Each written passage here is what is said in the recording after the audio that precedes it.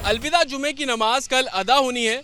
संभल प्रशासन ने एक नया निर्णय लिया है कि सड़कों पर और ख़ास तौर पर छतों पर कोई भी नमाज अदा नहीं करेगा। इसको लेकर लगातार अमन कमेटी और मुस्लिम समुदाय के लोगों से बात भी की जा रही है और बात करने के बाद ये तय किया गया कि सड़कों पर और घरों की छतों पर कोई भी नमाज को अदा नहीं करेगा। अगर कोई ऐसा करता है तो कानूनी कार्रवाई इस मामले में की जाएगी। आखिरकार प्रशासन को ये फैसला क्यों लेना पड़ा, ये जानने के लिए जब हम संभल के उसी शाही जामा मस्जिद के बाहर पहुंचे हैं, जो कि इन दिनों चर्चा का केंद्र है और विवाद का केंद्र भी बन गई है। ये शाही जामा मस्जिद आप देख रहे हैं, ठीक इसके सामने सत्यव्रत चौकी जो है वो बन रही है। लेकिन प्रशासन ने जो फैसला लिया कि नमाज जो है वो सड़कों पर अदा नहीं होगी और खास तौर पर घर की छतों पर अदा नहीं होगी, उसके पीछे प्रशासन का साफ तौर पर कहना है कि शाही जामा मस्जिद के आसपास जो घर है वो काफी पुराने घर है। कुछ ऐसे घर है जो बेहद पुराने हैं, पुराना कंस्ट्रक्शन उनमें हो रखा है, जो कि बेहद खराब स्थिति में भी है। और अगर उस ऐसी स्थिति आती है कि लोग उन घरों की छत पर चढ़ के नमाज अदा करेंगे तो कहीं ना कहीं लोगों को भी नुकसान हो सकता है, वो घर भी गिर सकते हैं।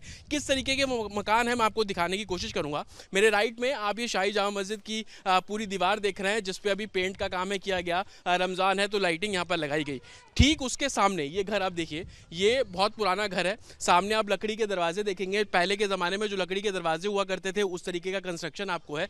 और अगर इस छत पर बड़ी संख्या में लोग इकट्ठे हो जाते हैं नमाज अदा करने के लिए तो कहीं ना कहीं उनको खासी परेशानी होगी। विकास अगर आगे आएंगे तो इस लाइन में आप देखेंगे तमाम ऐसे घर हैं। ये देखिए, ये सफ़ेद रंग का घर है, उसके आगे ये स्काई ब्लू कलर का आसमानी रंग का आप घर देखेंगे। ये तमाम घर है जो कि बेहद पुराने हैं और बेहद जर्जर हालत में भी है। अगर इनकी छत पे लोग चढ़ेंगे तो संभवतः नुकसान हो सकता है। एक घर की छत पर चलकर भी हम आपको तस्वीर दिखाएंगे और समझाने की कोशिश करेंगे कि छतों की अभी क्या स्थिति है। देखिए, यहाँ से जब मैं ऊपर की तरफ बढ़ रहा हूँ तो मैं आपको उस घर की छत भी दिखाऊंगा जो कि बेहद जर्जर हालत में है। और अगर यहाँ पर नमाज अदा की जाएगी तो कहीं ना कहीं लोगों को भी नुकसान पहुँच सकता है। ये देखिए, छत पे मैं पहुँचा हूँ, प्लस्तर पूरे तरीके से ढहा हुआ है, खराब प्लस्तर आपको यहाँ पे नजर आ जाएगा। छत के ऊपर की तस्वीर आप देखेंगे, मंजी यहाँ पे पड़ी हुई है। घर से नीचे आने का जो रास्ता है, अगर विकास आगे आएंगे तो मैं दिखा पाऊंगा, घर से नीचे आने का रास्ता है। और आप ये देखेंगे कि अगर इस छत पर लोग अगर नमाज अदा करने पहुंचेंगे तो क्या नुकसान हो सकता है, उसका आप अंदाज़ा लगाइए। सामने आप देखेंगे इस छत के ठीक आगे आपको तरपाल काले रंग की ढकी हुई नज़र आ जाएगी। और दूसरी तरफ आप वो छत देख रहे हैं, इसके ठीक बगल का मकान है, प्लस्तर बाहर की दीवारों में आपको नज़र नहीं आएगा। ऊपर बाज बल्ली का जो शेड है वो डला हुआ है। अगर यहाँ पे लोग अगर नमाज अदा करेंगे और अगर मकान गिरता है तो नुकसान पहुँच सकता है।